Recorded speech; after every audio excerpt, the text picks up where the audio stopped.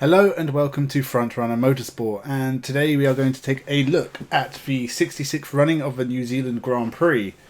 Before we get into that, I've had my COVID vaccine, so if you're wondering what that's like or if you should get it, it's just like having a flu jab. I didn't have any side effects at all, and some of the people I know had a sore arm afterwards, but this probably isn't the best place to give advice on such a thing, but you know, if it helps, that's my experience of it. As for the New Zealand Grand Prix and the Toyota Racing Series in general, I watched all three races now. It was a good weekend. I enjoyed it. It's just been a bit strange because it's all a New Zealand field and not the usual running, really. It was still good. It was good action. So we'll get into it. Thank you for subscribing if you have, and let's begin.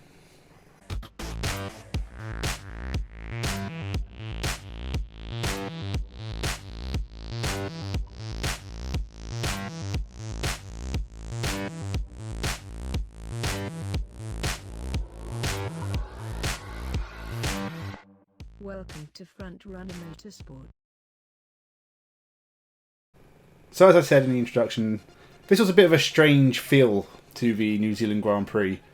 Firstly, it's normally the last race in the calendar, not the third. But also, it was an all New Zealand field, which I discussed in the Toyota Racing Series preview video I did before last weekend. Now, usually it has some of the best up-and-coming Formula 3 level drivers from all around the world competing for it. Igor Fraga won it last year. It's been won by the likes of Lance Stroll, Lando Norris. Normally it's a good way to see who to look out for going forward. It's a good step up. Like, you usually see those drivers end up in Formula 3, eventually Formula 2. Likes of Yuki Tsunoda, who raced in it in 2020. He's now in Formula 1 just a year later. It's a stepping stone on the way to Formula 1. It's an important part of the junior formula system, and it should be treated as such. Now, because of what's going on in the world, it's completely understandable that it had to be the way it had to be. And it still had some fairly decent names in it. The likes of Shane van Gisbergen, Chris van der Drift, Greg Murphy, Ken Smith. They are all recognisable names in their own right. There's a few youngsters who you may not recognise, some who are very much national heroes like Tom Alexander, who's winning Super Oots. If you're Australian, you might know who he is. Outside of there, it only depends if you watch that form of racing. It was a very, very different race. But I said in my preview that I expected Shane van Gisbergen to do very well, and I expected him to be the class of the field. He was pretty amazing all weekend. Apparently he didn't really fit in the car, and it was uncomfortable. He still won all three races. Even an exploding fire extinguisher that made him pit at the start of the New Zealand Grand Prix couldn't stop him. He came up from the back of the field, pulled off some amazing overtakes, got up to the front and ran off with it. He really was the absolute class of the field. And for him, he's now New Zealand Grand Prix winner. He's won the Bathurst 1000, the V8 Supercars. He's won the Clipsal 500. There really isn't much more in Australia and New Zealand that he can win. He's never won the Toyota Racing Series, but I don't know if he'll stick around for the other two events to bother winning it, because I doubt it's really... he's not a single-seater racer. He's V8 Supercars, but we've seen with the likes of Scott McLaughlin that can be a step up into single-seaters, because Scott McLaughlin's going to IndyCar. And yes, there was a link with Penske, but if Scott McLaughlin does well, then maybe other IndyCar teams or other single-seater teams will look at V8 Supercars as a pool for drivers that you can take, because they are good drivers in that series. The likes of Jamie Whincup is an incredible driver in whatever he would race. It just so happened he chose V8 Supercars, and he's been very, very successful. So I'm very, very happy for Shane van Gisbergen, and he's going to go into the 2021 V8 Supercars series with a New Zealand Grand Prix on his resume, which will probably feel amazing for him. Andre Heimgartner did very well as well. I was impressed by a few of the youngsters, mostly Matthew Payne, someone I've never heard of before. I think he came up from New Zealand Formula Ford. This is a big milestone for him because he got third in all three races against the likes of Shane van Gisbergen and Chris van der Drift. Very impressive. People will know his name now. I think this can only be a positive for his career. Caleb Nartoa, he did very well as well. I think I called him Caleb Engatoa, so I now know how to pronounce his name at least. Caleb Nato, probably another one worth mentioning, but the rest of them, I think there's 3 other youngsters. They didn't really feature too much. We saw mistakes from Billy Fraser and that, but he only finished low down the field. Greg Murphy was there.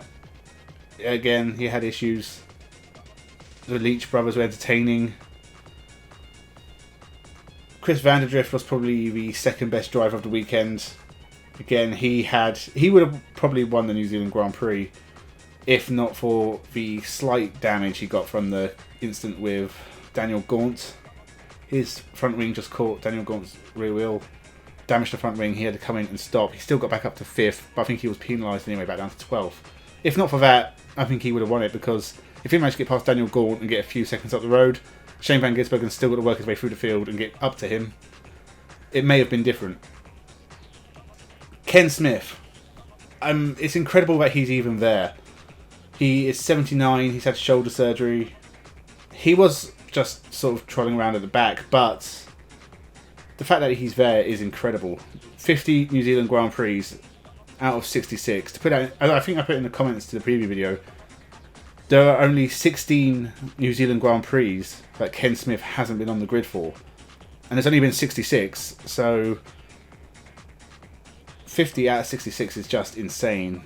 He really is a legend. He needs a statue built at all the racetracks in New Zealand.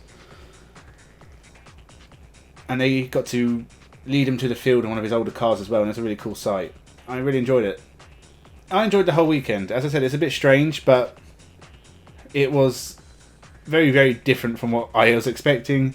The racing was very entertaining. I think the last turn and the first turn, lots of people ran wide and lots of incidents. It is quite exciting. The field got a bit strung out at times, so there maybe wasn't a lot of overtaking. It was still a good fun watch, so if you haven't watched it, go back and watch it now. I'm not sure what the other 2 rounds are going to be like, because I think they're going to have reduced fields. I think it's mostly going to be the youngsters. I'll still watch it, because why not? But I am hoping that next year it does go back to its normal format of the best and the brightest in Formula 3. But I do hope that someone like Matthew Payne or Caleb Natoa, both of them maybe, some of the other youngsters do get into that field, because I think they've proved this year that they deserve it. They were very, very good. Matthew Payne, I think he could be a name to look out for. So I'll leave it on that. We've had an amazing splurge of subscribers recently, if that's the right word for it. It sounds kind of dirty. It's incredible. Honestly, it took me so long to get to 100 subscribers, and now we're heading to 200 very quickly. It's surprising. But if you have subscribed, thank you very much. To a lot of people who normally comment, especially like Tony Rata and a few others, thank you very much for your support as well. Always entertaining to see your comments. I know I'm not very good at answering them. It does take a while sometimes. But I'm making more content. There'll be more this week, so stick around. And thank you for watching, and have a good one.